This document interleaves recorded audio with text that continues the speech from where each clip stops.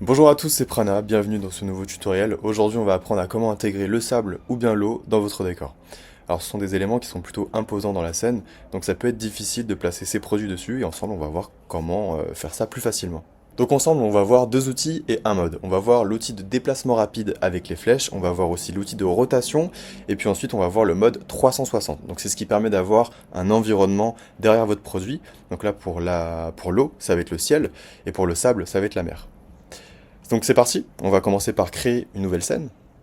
Donc j'arrive dans mon nouveau projet, pour créer une nouvelle scène, je vais en haut à droite, il y a un bouton avec écrit nouvelle scène, je clique dessus, et ensuite on va commencer par la scène Two Planes.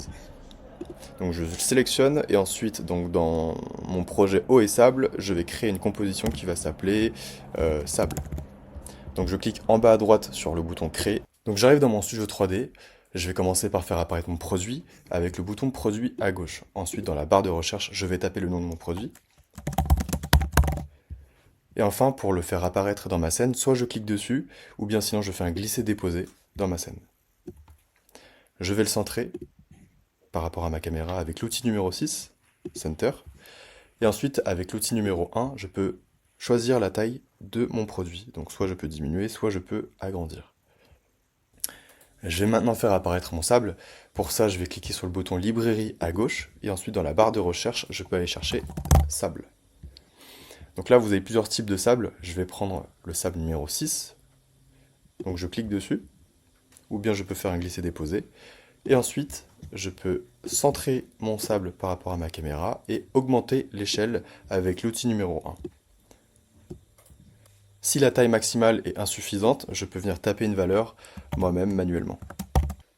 Donc je vais mettre une image de fond à ma scène, pour ça je vais cliquer sur le mur, et ensuite ça va afficher plusieurs menus déroulants à gauche, donc ce sont des modes différents. Et je vais aller sur image personnalisée, et je vais taper océan dans la barre de recherche. À partir de là, je peux choisir le flou, donc je peux en mettre beaucoup, pas du tout, ou un petit peu. Et ensuite sinon je peux aussi déplacer mon image, ou bien agrandir dans l'image. Donc là si j'agrandis ça fait ça, et ensuite je peux déplacer ici. Et maintenant, il nous reste à choisir l'éclairage, et pour ça, je vais sur le bouton lumière à gauche, et ensuite, je vais choisir la light que je veux. Donc là, par exemple, je vais prendre Ivory, et ensuite, je peux lancer un aperçu et voir ce que ça donne avant de générer une photo. L'aperçu est terminé, on peut générer une photo avec le bouton en haut à droite si le visuel vous plaît. Et ensuite, on va pouvoir taper le nom de son rendu, et générer une photo avec le bouton générer. On va maintenant passer à l'eau. Donc pour ça, je vais commencer par créer une nouvelle scène. Donc pour quitter le studio 3D, je clique sur ce bouton en haut à gauche. Et ensuite sur le bouton nouvelle scène en haut à droite. Donc là, je vais choisir Two Planes. Et je vais taper le nom de ma scène. Je clique sur le bouton créer en bas à droite pour créer la scène. Donc on arrive une nouvelle fois dans le studio 3D. Je vais commencer par faire apparaître mon produit. Donc soit je clique pour le faire apparaître, ou bien sinon je peux le glisser et déposer. Je vais le centrer avec l'outil numéro 6, Center. Je peux modifier la taille avec l'outil numéro 1, donc agrandir ou bien diminuer la taille. Et maintenant on va aller chercher son eau avec le bouton librairie à gauche, et dans la barre de recherche, comme pour le sable, on va taper eau. Donc là on va avoir plusieurs objets qui sont en rapport avec l'eau. Donc il y avait O1 en haut, O4, bref il y a plusieurs sortes d'eau. Je vais sélectionner O1, donc soit je peux glisser déposer, ou sinon je clique dessus pour le faire apparaître dans la vue 3D. Ensuite je peux centrer avec Center l'outil numéro 6, et je peux agrandir la taille avec l'outil numéro 1. Donc là, j'arrive au max, je ne peux pas aller plus loin, mais si j'ai besoin que l'objet soit beaucoup plus grand, je peux taper manuellement une valeur. Donc je peux taper par exemple 7, et ensuite je vais baisser mon eau avec l'outil numéro 5, pour qu'il ait à peu près la même hauteur que mon produit.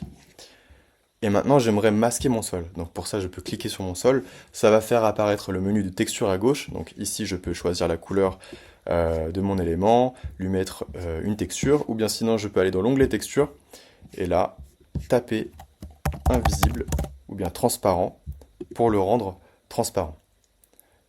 Maintenant, ce qui va nous rester, ça va être le fond. Donc pour ça, je clique sur le fond, et ensuite, ça va afficher plusieurs menus déroulants. Je vais sélectionner par exemple photo 360 et dans la barre de recherche je peux taper ciel. Donc là, nous avons plusieurs ciels, des ciels plutôt genre un beau temps, un soleil plutôt, je sais pas, crépuscule. Nous, on va choisir le ciel 3, et ensuite, on va déplacer l'image avec ce bouton.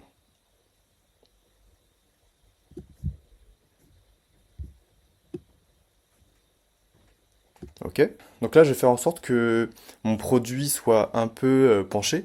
Donc je vais cliquer dessus et avec ces trois outils, donc l'outil numéro 2, 3 et 4, je vais pouvoir lui appliquer une rotation. Donc l'outil 3 permet d'incliner, l'outil 2 permet de faire une rotation sur lui-même dans son axe. Et ensuite, l'outil numéro 4 permet de faire une rotation sur le produit en général. Il va nous rester la lumière, donc pour cela, je vais sur le bouton lumière à gauche, et ensuite je vais chercher ma lumière. Je vais lancer un aperçu avant de générer une photo pour savoir si tout me plaît, donc le placement de produit, l'eau, le ciel et l'éclairage. L'aperçu est terminé, on peut maintenant générer une photo si le visuel vous plaît, sinon on peut faire encore des modifications. Donc pour ça, pour générer une photo, il suffit de cliquer en haut à droite sur le bouton générer une photo, et ensuite je peux lui donner un nom.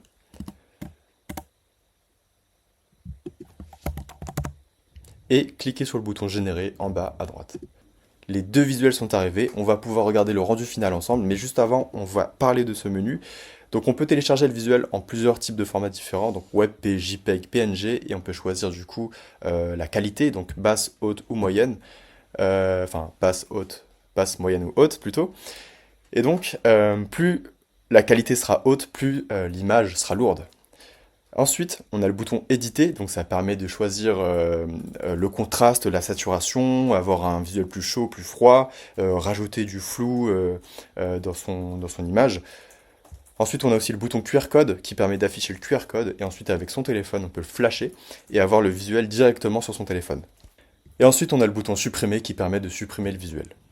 Donc, c'est parti, donc on peut télécharger en PNG, en version haute. Ou bien sinon, on peut aussi cliquer sur l'image et cliquer sur le bouton télécharger pour avoir le rendu. Voilà nos deux visuels, vous savez maintenant comment placer votre produit sur le sable ou bien sur l'eau. On arrive maintenant à la fin de ce tutoriel, j'espère qu'il vous aura aidé.